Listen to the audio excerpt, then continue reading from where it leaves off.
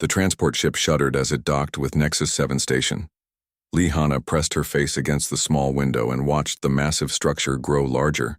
The Galactic Military Academy stretched across the station like a metal city floating in space. Thousands of lights blinked along its surface.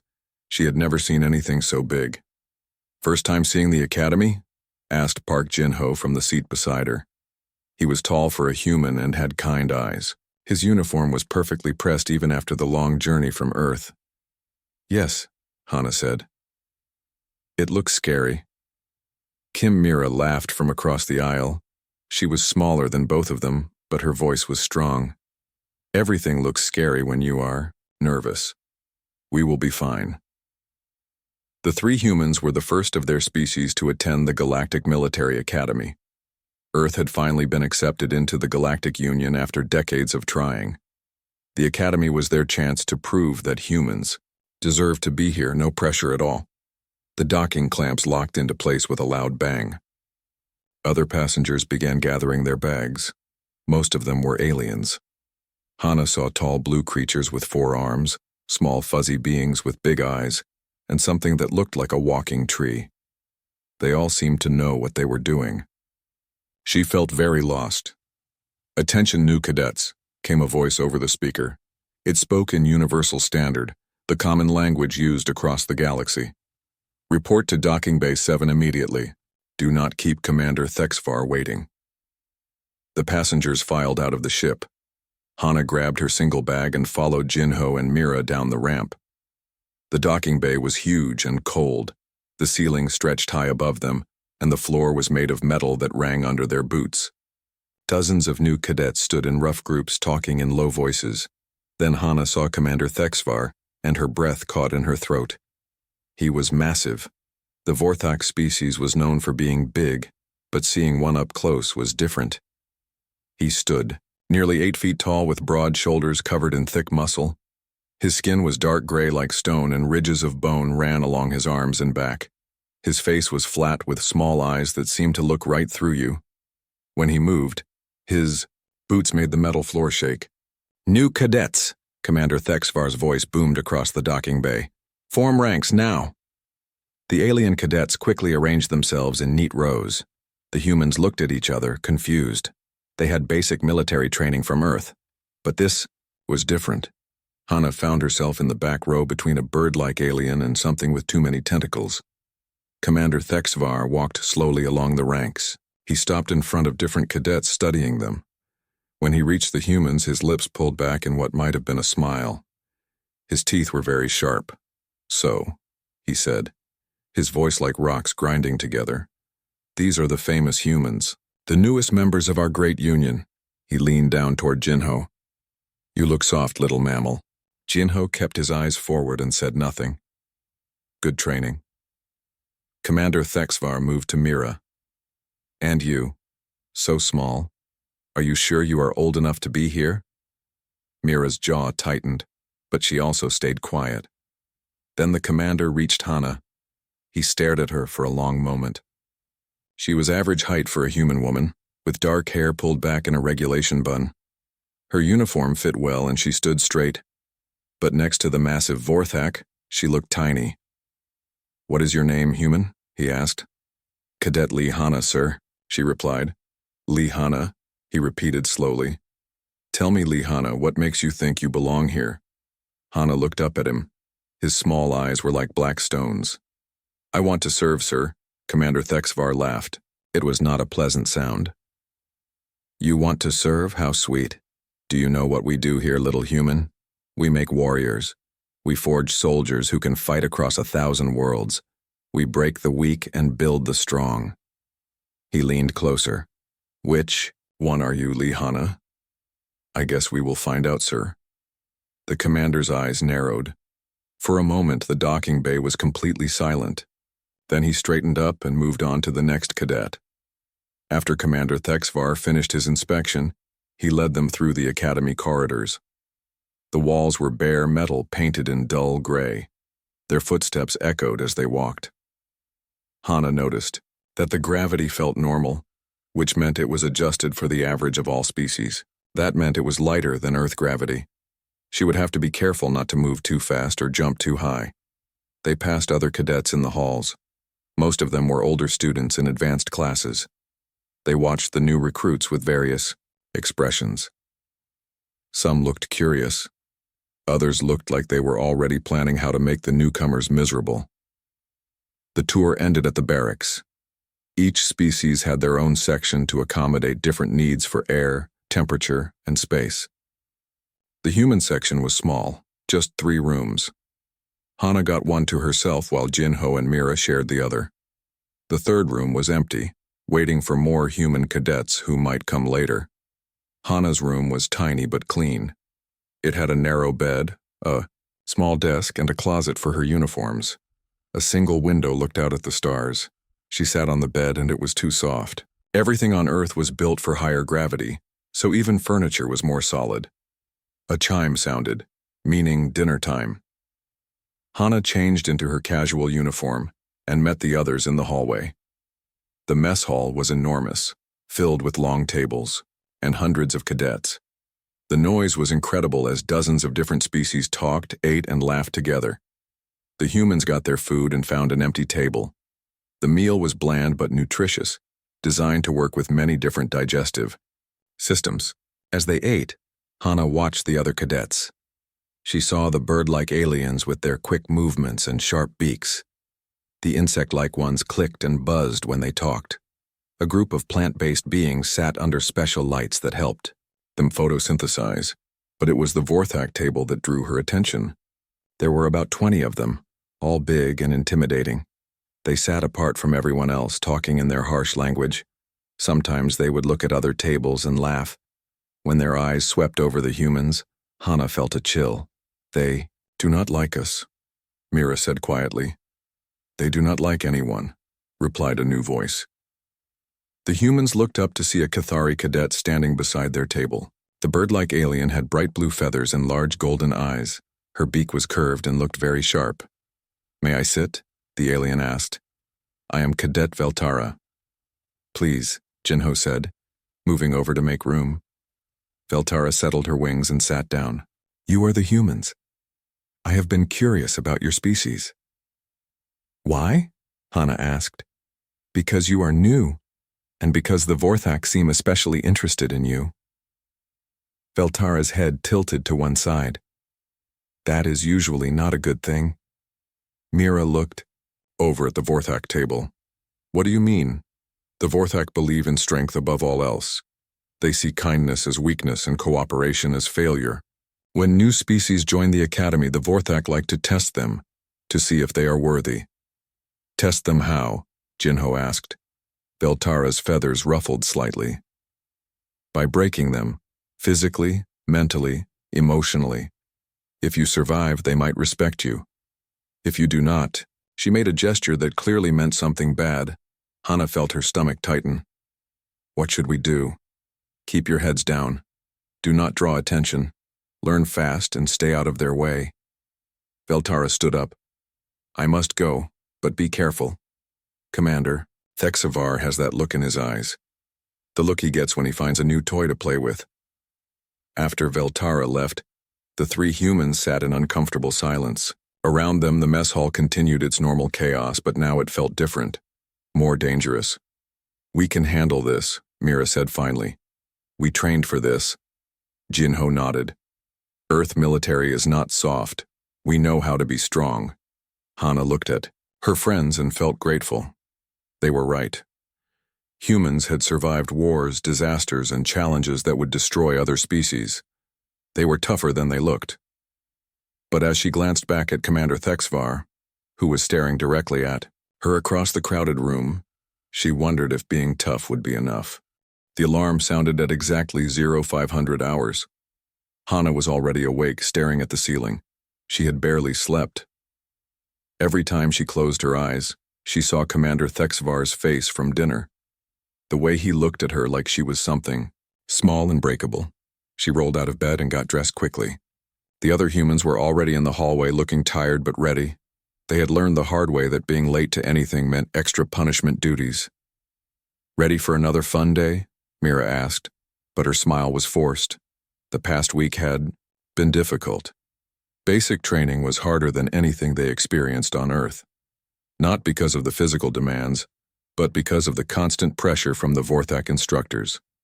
They seemed to find excuses to single out the humans for extra attention. The cadets formed up in the main training hall. Commander Thexvar stood at the front with 3 other Vorthak instructors. They were all huge and intimidating, but Thexvar was clearly the leader. When he spoke, the others listened. "Today we test your combat skills," the commander announced. "Hand-to-hand fighting, no weapons, no armor, just strength against strength." His eyes found Hana in the ranks. "We will see what you are truly made of." The cadets paired off for sparring practice. Hana found herself facing a Zephyrian cadet named Kliktar. The insect-like alien was fast and had 4 arms, but he was also light and fragile. On Earth, this would be an easy match. Here, she had to be careful. Hana let Kliktar attack first. His forearms came at her from different angles, but they moved in predictable patterns. She blocked and dodged, never striking back too hard. When she finally took him down, she made sure to do it gently. The last thing she needed was to seriously hurt another cadet. "Good technique," Kliktar said as they reset for another round. "But you are holding back." "Why?" Before Hana could answer, a loud crash echoed across the training hall. Everyone stopped and looked toward the source of the noise. One of the Vorthak instructors had thrown a small alien cadet across the room. The cadet hit the wall and slid to the floor, not moving. "Pathetic," the Vorthak instructor growled. "If you cannot take a simple throw, you have no business here." The injured cadet tried to get up but collapsed again. Several other cadets started to move toward him, but the instructor held up a massive hand. "Leave him. He needs to learn to help himself." Hana felt anger rise in her chest. The thrown cadet was barely half the size of the Vorthak and probably weighed a quarter as much. It was not training, it was bullying. She took a step forward, but Jinho grabbed her arm. "Do not," he whispered. "It will only make things worse." Hana wanted to argue, but she knew he was right. She watched helplessly as the small cadet finally struggled to his feet and limped away from the training area. The Vorthak instructor looked pleased with himself. After training, the humans sat in Hana's room and talked quietly. They had learned that the walls were probably monitored, so they had to be careful about what they said. "This is getting worse," Mira said. "Yesterday they made me run extra laps because my uniform had a tiny wrinkle. Today they threw that poor kid across the room." "It is not just random cruelty," Jinho said thoughtfully. "There is a pattern. They target anyone who seems weak or different. They are trying to weed out cadets who do not fit their idea of a proper soldier." Hana nodded. Veltara was right. The Vorthak believe in survival of the fittest. They think pain and fear make better warriors. "Maybe they do," Mira said quietly. Both humans looked at her in surprise. Mira continued, "maybe their methods work for their species. But we are not Vorthak. Humans get stronger when we work together, when we protect each other. Their way goes against everything we believe." That night, Hana lay in bed thinking about her father. Lee Dong-hyuk had been a soldier on Earth before the family moved to the mining colony on Kepler 442b. The colony world had gravity almost twice as strong as Earth standard. Growing up there meant that everything was harder. Walking, running, even lifting a cup of water required more effort. Her father had taught her to see the extra gravity as training. "Every day here makes you stronger," he would say. "When you go to normal gravity worlds, you will feel like you can fly." He also taught her martial arts, traditional Korean styles mixed with modern combat techniques. "Fighting is not about being the biggest or strongest," he had said. "It is about using what you have in the smartest way possible." Hana remembered one particular lesson. She was 12 and frustrated because she could not beat her father in sparring. He was too big and too experienced. "You are thinking like prey," he had told her. "Small animals run from big animals, but humans are not small animals. We are predators who learned to look harmless." The memory gave her comfort, but also made her homesick. She wondered what her father would think of Commander Thexvar and his methods. Probably something unprintable in 3 languages. The next morning brought new challenges. The cadets were split into teams for tactical exercises. Hana found herself on a mixed team with Veltara, Kliktar, two other aliens she did not know well, and unfortunately, a Vorthak cadet named Gorthak. Gorthak was smaller than the instructors, but still twice Hana's size. He had the same gray, skin and bone ridges as all Vorthak, but his were still growing. That made him look younger, though he was probably still older than any of the humans. The exercise was simple. Each team had to navigate an obstacle course while carrying a wounded teammate. They would take turns being the injured party, and the rest of the team had to work together to get everyone through safely. When it was Hana's turn to be carried, Gorthak volunteered immediately. He grabbed her roughly and slung her over his shoulder like a sack of grain. Then he ran through the obstacles, bouncing her around and making no effort to be gentle. By the time they finished, Hana felt sick and dizzy. "Humans are lighter than I expected," Gorthak said loudly. "Like carrying a child." The other team members looked uncomfortable, but nobody said anything. Challenging a Vorthak was not smart, even a young one. When it was Gorthak's turn to be injured, the team struggled. He was too heavy for any of them to carry alone. They tried working together, but his weight was too much. Finally, they had to drag him through the course, which took much longer and earned them a failing grade. "Pathetic," announced the observing instructor. "A real team would find a way. You let your weakness hold everyone back." After the exercise, Gorthak cornered Hana in the equipment room. "You made me look bad, human," he said, stepping close enough that she could smell his breath. "It was like rotting meat. Your team could not carry me because you are all too weak." "We did our best," Hana replied calmly. "Your best is not good enough." He reached out and poked her hard in the chest with one thick finger. The force of it knocked her back a step. "Maybe you need extra training to get stronger." Hana felt the familiar anger rising again, but she forced it down. Getting into a fight with a Vorthak cadet would only cause more problems. Instead, she stood her ground and met his eyes. "Maybe I do," she said quietly. Something in her voice made Gorthak pause. For just a moment he looked uncertain. Then his confidence returned and he laughed. "Good. Meet me in Training Base 7 after dinner, alone. Time to see what humans are really made of." He left before Hana could respond. She stood in the empty equipment room, hands shaking with suppressed anger. The smart thing would be to report this to the instructors. But she already knew what they would say. Vorthak cadets were encouraged to test themselves against others. As long as nobody was permanently injured, it was considered valuable experience. That evening at dinner, Hana told Jinho and Mira about the challenge. "You cannot go," Mira said immediately. "It is obviously a trap." "If I do not go, he will just find other ways to make trouble," Hana replied. "At least this way it happens on my terms." Jinho looked thoughtful. "What if we came with you? Not to fight, just to witness." "He said to come alone. He said for you to come alone. He did not say anything about us happening to be in the area." Hana smiled for the first time in days. Having friends nearby would help, even if they could not interfere directly. Training Bay 7 was empty when Hana arrived. The lights were dimmed to night settings, creating long shadows between the equipment. She did not have to wait long before Gorthak appeared. He had changed out of his uniform into simple workout clothes that showed off his impressive muscles. "I was not sure you would come," he said. "Humans have a reputation for running from fights." "I am here," Hana replied simply. Gorthak grinned, showing those sharp teeth. "Good. Time for your education to begin." He rushed forward much faster than Hana expected. His first punch would have taken her head off if she had not dodged. As it was, his fist passed close enough to her face that she felt the wind from it. Hana danced backward, using her speed advantage to stay out of range. Gorthak was strong and fast for his size, but he was still big and heavy. He could not change direction as quickly as she could. For several minutes they played a deadly game of tag. Gorthak would attack with powerful strikes that could break bones.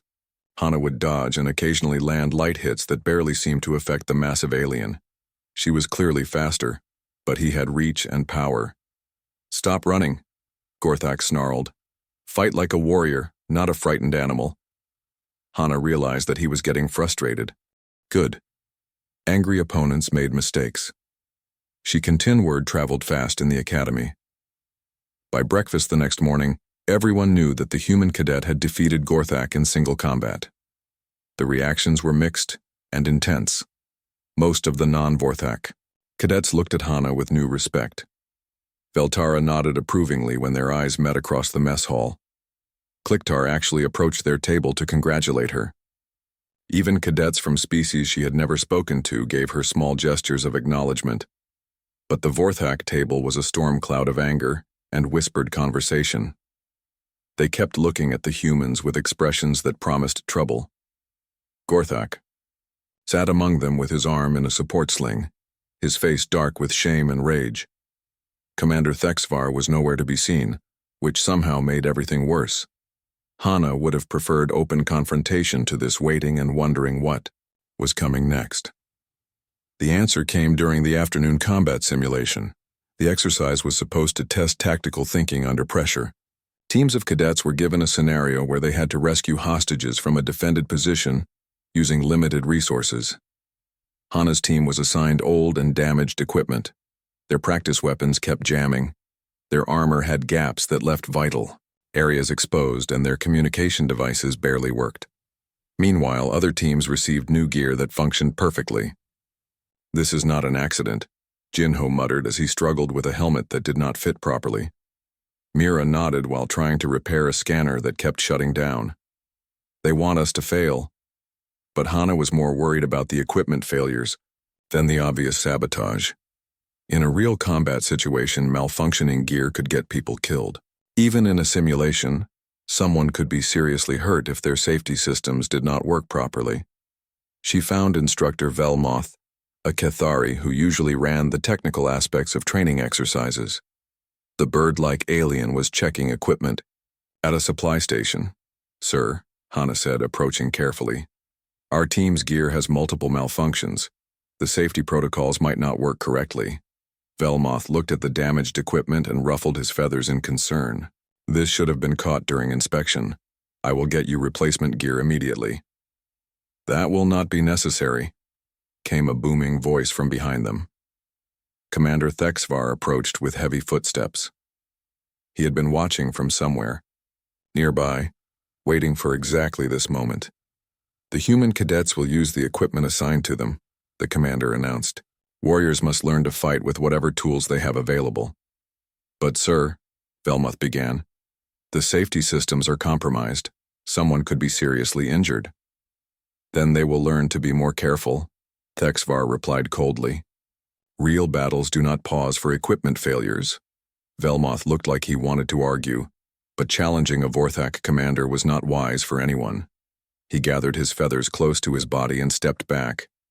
Hana felt her jaw clench. This was about punishment, not training. The commander was willing to risk serious injury just to make a point about humans knowing their place. "Sir," she said, keeping her voice level, "I request permission to speak with Academy leadership about safety protocols." The training hall went completely silent. Every cadet and instructor stopped what they were doing to stare. Nobody questioned. Vorthak commanders, especially not junior cadets from newly admitted species. Commander Thexavar turned slowly to face Hana. His small eyes seemed to burn with cold fire. "What did you say?" he asked quietly. Hana knew she was walking into dangerous territory, but she could not back down now. "I said I want to speak with Academy leadership about safety protocols, sir. Equipment failures could result in permanent injury or death." "Are you suggesting that I do not care about cadet safety?" The question was a trap. Any answer would be wrong. If she said yes, she would be accusing a superior officer of endangering students. If she said no, she would be admitting that her concerns were invalid. "I am suggesting that equipment should work properly during training exercises, sir." Commander Thexvar stepped closer. Up close, he was even more intimidating. His breath smelled like metal and old blood. "I think you have forgotten your place, human. You are guests here. Temporary visitors who have not proven worthy of permanent inclusion." His voice carried across the silent training hall. Perhaps it is time for a reminder of what weakness looks like. He turned to address the entire group of cadets. All training, exercises are suspended. Everyone will observe a demonstration of proper military discipline. Hana felt ice form in her stomach. This was not going to end well. Two other Vorthak instructors approached from different directions. They moved with the coordinated precision of people who had done this many times before. Other cadets quickly backed away, forming a loose circle around the central area. Cadet Lee Hana, Commander Thexavar announced formally, you have questioned the judgment of a superior officer and disrupted Academy operations. Such behavior cannot be tolerated. He removed his instructor jacket and handed it to one of the other Vorthak. Underneath, his arms and shoulders were covered in scars from old battles. Each mark was a story of violence survived and enemies defeated. Academy regulations allow for immediate physical correction of insubordinate behavior. He continued, this correction will serve as an educational example for all cadets. Hana looked around the circle of watching faces. Some aliens looked excited, as if they were about to see entertainment. Others appeared worried or disgusted. Jinho and Mira were both pale with fear and anger, but they could do nothing without making everything worse. Near the back of the crowd, she spotted Veltara. The Cathari cadet caught her eye and made a small gesture. It was a symbol from her species that meant courage in the face of death. Not exactly encouraging, but at least someone was on her side. Do you have anything to say before we begin? Commander Thexvar asked. Hana considered her options.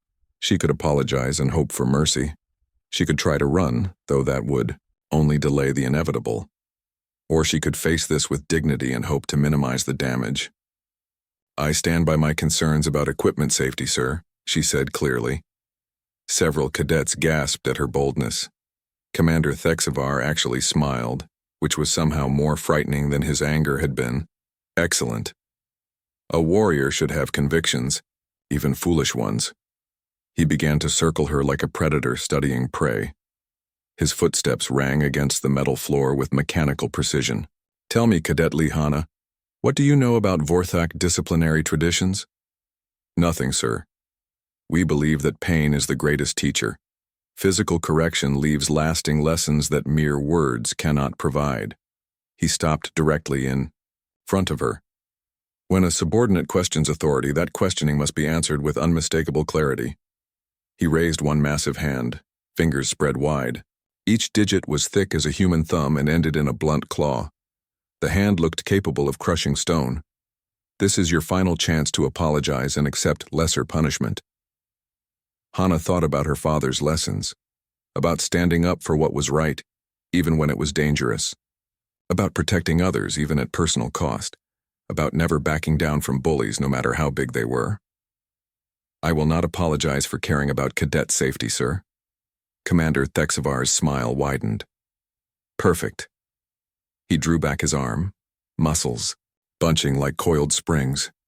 The blow was aimed at her face and carried enough force to shatter bones. In the heavy silence, everyone could hear the whistle of displaced air as his fist cut forward, but Hana was no longer where the punch was aimed. Growing up on a high-gravity world had given her reflexes that seemed impossible to other species. Her father's training had taught her to read an opponent's intentions from the smallest body language cues, and her week at the academy had shown her exactly how Vorthak fighting techniques worked. She moved faster than Commander Thexvar had expected.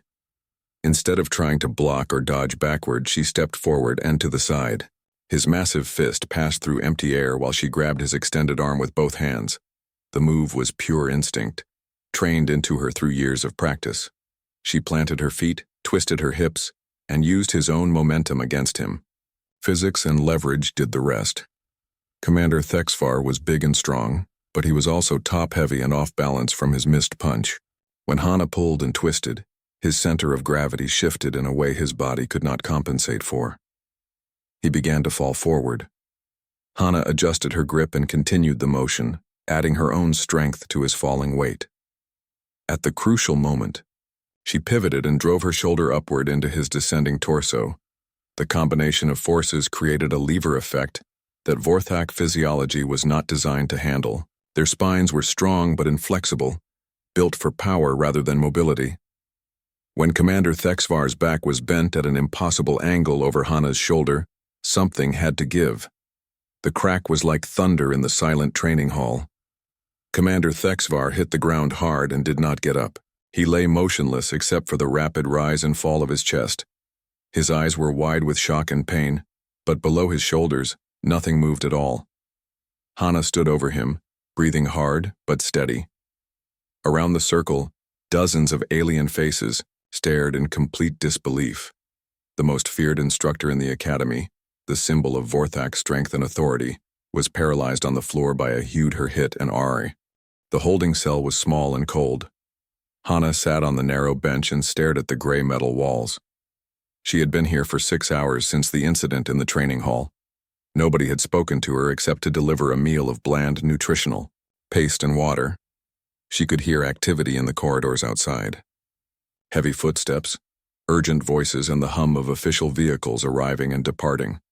Word of what happened was spreading throughout the academy and beyond. A human cadet had paralyzed a Vorthak commander. The implications were enormous.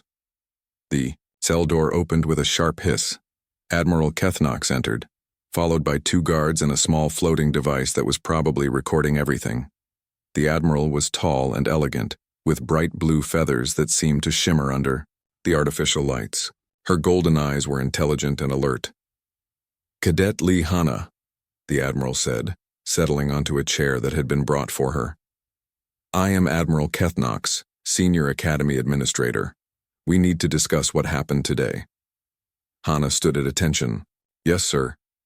"Please sit. This is not a formal interrogation." The Admiral waited for Hana to comply before continuing. "I have reviewed the security footage from Training Hall 7. The entire incident was recorded in detail. That was probably good news. The recordings would show that Commander Thexvar had struck first and that Hana had only defended herself. Tell me in your own words what led to the confrontation," Admiral Kethnox requested.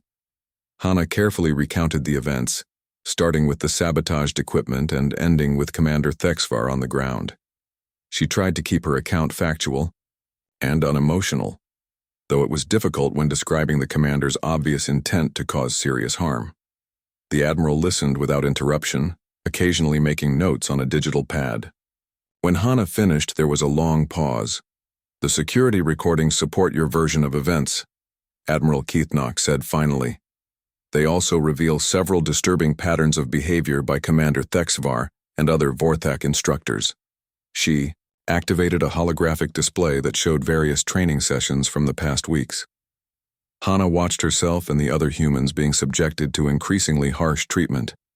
Equipment failures, unfair punishments, and deliberate safety violations were all documented in clear detail. "We also found evidence of systematic harassment targeting multiple species," the Admiral continued. "The Vorthak instructors have been using their positions to abuse cadets they considered weak or inferior. This was unexpected. Hana had assumed she would be court-martialed for assaulting a superior officer. Instead, it seemed like the Academy was more interested in investigating the instructors. "What will happen to me, sir?" she asked. Admiral Kethnox folded her wings against her back. "That depends on several factors. Technically, you assaulted a superior officer, which carries severe penalties. However, the circumstances strongly suggest self-defense against an unprovoked attack." She paused and studied Hana carefully. "There is another issue we must address. Your physical capabilities appear to be significantly beyond what was reported in your species profile." Hana felt her stomach drop. This was the conversation she had been dreading. "Medical scans of Commander Thexvar show injuries consistent with forces that should be impossible for a human to generate," the Admiral continued. "The leverage required to break a Vorthak spine exceeds your species' documented strength parameters by a factor of 3. The room was completely silent, except for the quiet hum of the recording device. Furthermore, Admiral Kethnox said, "I have received some very interesting communications from Earth. It seems your government wishes to send a diplomatic delegation to discuss your situation." They are also requesting permission to transmit updated biological data about human capabilities. Hana closed her eyes. The secret was out. Over the next hour, Admiral Kethnox presented evidence that painted a very different picture of humanity than the one in official galactic records. Earth's gravity was not moderate as reported, but nearly double the galactic average. Human bone density and muscle fiber composition were far beyond what other species possessed. Even human reflexes and sensory capabilities had been significantly understated. Your species deliberately misrepresented your physical abilities. During first contact negotiations, the Admiral said, it was not an accusation, just a statement of fact. Yes, sir, Hana admitted. There was no point in denying the obvious. Why? Hana thought about how to explain without making things worse. We did not want to be seen as a threat. Humans have a history of conflict among ourselves. We thought other species might be afraid of us if they knew our true capabilities. So you chose to appear weak rather than strong. We chose to appear harmless rather than dangerous. Admiral Kethnox made more notes. This deception has created a significant diplomatic incident. The Vorthak are demanding your immediate execution for assaulting their commander. Other species are questioning what else humanity might be hiding. She paused and looked directly at Hana. However, there is also another reaction that you might find surprising. Many species are expressing admiration for what you did. Commander Thexvar was not well liked outside of Vorthak circles. That evening, Hana was moved to better quarters while the investigation continued. Her new room had a real bed, a desk, and access to the Academy computer network. She was still confined, but it was more like house arrest than imprisonment. The first thing she did was contact her parents. The delay for interstellar communication meant it would be hours before she could get a response. But she needed them to know she was safe. The second thing she did was read the news reports that were flooding galactic media networks. The headlines were dramatic and often contradictory. Human Cadet breaks Vorthak. Commander's spine in Academy brawl. Shocking. Video shows. Human strength far exceeds known parameters. Earth government admits to falsifying species data during first contact Academy abuse scandal exposed after human student fights back. Vorthak Empire demands justice for unprovoked attack on military officer. The articles ranged from supportive to critical to wildly speculative. Some portrayed Hana as a hero standing up to bullies. Others painted her as a dangerous aggressor who had revealed humanity's true violent nature. A few suggested that Earth had been planning some kind of invasion all along. What surprised her most were the personal messages. Her communication account was flooded with notes from cadets throughout the galaxy. Many were from species she had never heard of, expressing support and sharing their own stories of Vorthak abuse. One message came from Kliktar, her Zephyrian sparring partner. Thank you for showing us that strength comes in many forms. The insects remember our allies. Another was from Veltara. My people have a saying, sometimes the smallest bird brings down the largest predator. You honored that wisdom today. Even more surprising were messages from Vorthak cadets. Not many, and they were carefully worded. But several expressed private relief that someone had finally stood up to the worst of their species' bullying behavior. As she read through the messages, Hana began to understand that her actions had resonated far beyond the Academy. She had become a symbol of resistance against oppression, whether she wanted to be or not. 3 days later, Ambassador Cho Seung-wan arrived from Earth along with a full diplomatic delegation. Hana was brought to a conference room where she finally learned the full scope of what was happening. The Galactic Union is in upheaval, Ambassador Cho explained. Your actions have forced a complete re-evaluation of human-alien relations. Some species are demanding that Earth be expelled from the Union for deception. Others are asking for closer ties and mutual defense agreements. He activated a holographic display showing political alignments across known space. The Vorthak Empire is pushing for harsh penalties against both you personally and humanity as a whole. They see this as a challenge to their authority that cannot go unanswered. Hana studied the complex web of relationships and allegiances. What does Earth want? Ambassador Cho smiled grimly. Earth wants you cleared of all charges and humanity accepted as a full member species with complete transparency about our capabilities. We are tired of pretending to be weaker than we are. Can you achieve that? With the right evidence and arguments, yes.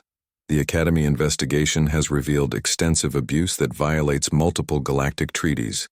Commander Thexvar's attack on you was clearly illegal under military law, and your response, while extreme, was proportionate to the threat you faced. He leaned forward in his chair. But there is something else you should know. Captain Yi Suman is on her way here with a full military assessment team. Earth has decided that if the galaxy wants to see our true capabilities, then we will show them. Hana felt a chill of excitement and fear. Captain Yi Sumin was legendary in Earth military circles. If she was coming here, it meant Earth was preparing for either integration or confrontation on a massive scale. The hearing was scheduled for the following week. Until then, Hana remained confined but comfortable. She spent her time studying galactic law and preparing her testimony. More importantly, she watched as the academy around her began to change. New safety protocols were implemented immediately. Vorthak instructors were paired with supervisors from other species. Cadets were given clear channels for reporting abuse without fear of retaliation. The changes were small but significant. On the day before, the hearing chamber was packed beyond capacity. Representatives from dozens of species had come to witness what many were calling the most important military tribunal in galactic history. News crews from across known space had their recording equipment focused on the center of the room, where Hana sat at a simple metal table. She wore her dress uniform, perfectly pressed and bearing no decorations except her cadet insignia. Next, to her sat Ambassador Cho Seung-hwan, and a legal advocate from the Cathari species who specialized in military law. Across from them, a panel of Vorthak prosecutors glared with barely controlled rage. Admiral Kethanox served as the presiding judge, flanked by senior officers from 5 different species. The diversity of the panel was intentional, designed to ensure that no single faction could dominate the proceedings. This tribunal will determine the disposition of charges against Cadet Lee Hana of Earth, Admiral Kethanox announced. She stands, accused of assault against a superior officer, conduct unbecoming a cadet, and creating a diplomatic incident through deceptive practices. The prosecution went first. The lead Vorthak lawyer painted a picture of Hana as a dangerous criminal who had hidden her true nature in order to infiltrate the academy and attack loyal officers. He showed medical scans of Commander Thexvar's injuries and argued that such force could only have been delivered with premeditated intent to cause permanent harm. The defendant's actions represent a fundamental breach of military discipline, the prosecutor declared. If subordinates are allowed to attack their superiors without consequence, the entire structure of galactic civilization is at risk. It was a compelling argument that focused on the importance of hierarchy and order. Several members of the viewing gallery nodded in agreement, particularly those from species with rigid social structures. When the defense's turn came, Ambassador Cho stood and activated a holographic display that filled the center of the chamber. "Honored judges," he began, "we do not dispute that Cadet Lee Hana caused injury to Commander Thexvar. However, context is everything in matters of justice." The display showed security footage from the Academy over the past several weeks. Scene after scene documented systematic abuse by Vorthak instructors. Cadets being thrown across rooms, equipment deliberately sabotaged, and punishment exercises designed to cause maximum pain and humiliation. This was not an isolated incident, Ambassador Cho continued. This was the culmination of a pattern of abuse that violated every principle of military education and galactic law. The footage was damaging, but the real surprise came when he began calling witnesses. One by one, cadets from different species took the stand to describe their experiences. With Vorthak instructors, many had never reported the abuse because they feared retaliation or believed it was normal academy behavior. Veltara testified about watching weaker cadets being systematically broken down until they dropped out or suffered psychological damage. Klicktar described equipment failures that had nearly gotten him killed during training exercises. Even several Vorthak cadets admitted that the behavior of their instructors had gone beyond acceptable military discipline. But the most powerful testimony came from an unexpected source. Commander Thexvar himself was brought into the chamber in a specialized mobility chair. His condition had stabilized, but he remained paralyzed from the shoulders down. When he spoke, his voice was weak but clear. "I have had time to think about my actions," he said slowly, "and I have concluded that I brought dishonor to my species and my uniform." The chamber erupted in surprised murmurs. Vorthak culture did not encourage admissions of weakness or failure. "I allowed my prejudice against humans to cloud my judgment," Thexvar continued. "I used my authority to abuse cadets under my command. When Cadet Lee challenged my behavior, I responded with illegal violence intended to cause serious harm." He looked directly at Hana. She defended herself against an unprovoked attack by a superior officer who had abandoned his duty to protect those under his command. By Vorthak law and Galactic military code, her actions were justified. The silence that followed was deafening.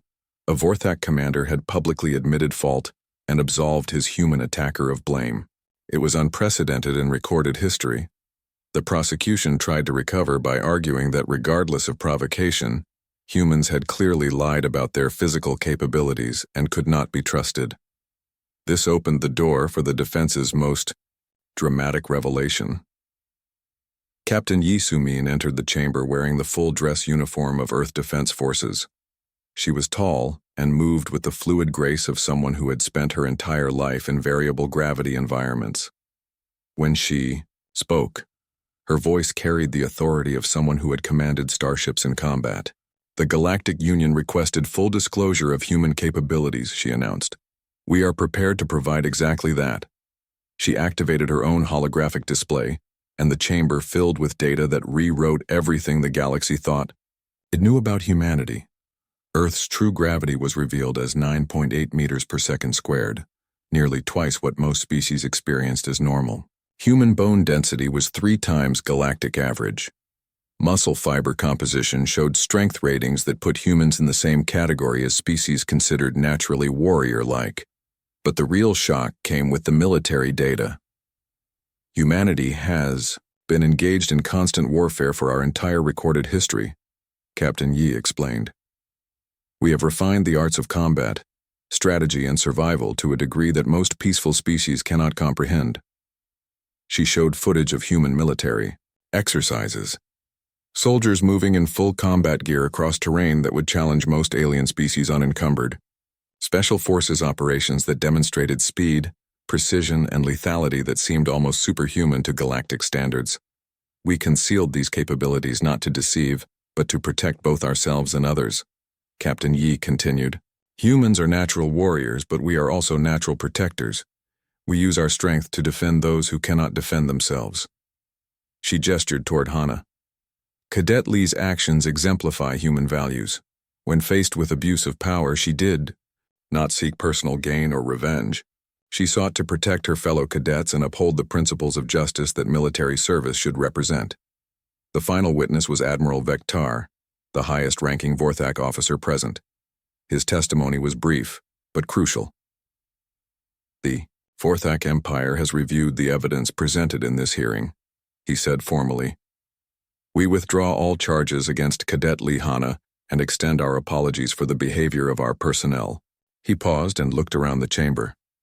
"We also wish to propose new joint training protocols that will ensure such incidents never occur again."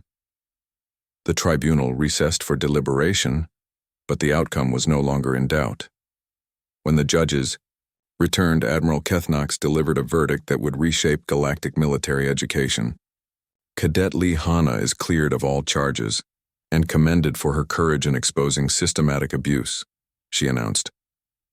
Furthermore, this tribunal recommends sweeping reforms to academy policies and the immediate implementation of interspecies cooperation protocols. The chamber erupted in applause from most of the gallery. Only a few Vorthak representatives remained seated, though even they looked more relieved than angry. But Admiral Kethnox was not finished.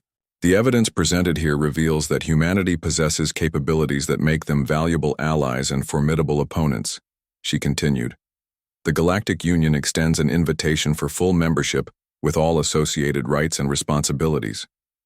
Hana felt tears in her eyes as the full implications hit her. Not only was she free, but humanity had achieved everything it had hoped for when she first arrived at the Academy. 6 months later, Hana stood in the same training hall where she had broken Commander Thexavar's spine. But everything had changed. The room was filled with cadets from dozens of species working together in mixed teams.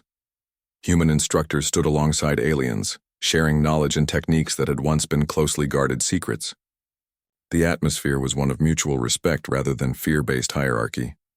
Hana now wore the insignia of a senior cadet and served as a liaison between human and alien students. Her role was to help bridge the cultural gaps that had led to so many problems in the past. She watched as a group of new human cadets worked with Vorthak partners on a joint exercise. The aliens were learning that cooperation could be more effective than domination, while the humans were discovering that strength without wisdom led to chaos. Near the edge of the training area, she spotted a familiar figure.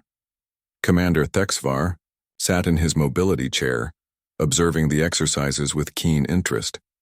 He had been given the option to retire with full honors, but had chosen to remain at the Academy as a strategic advisor.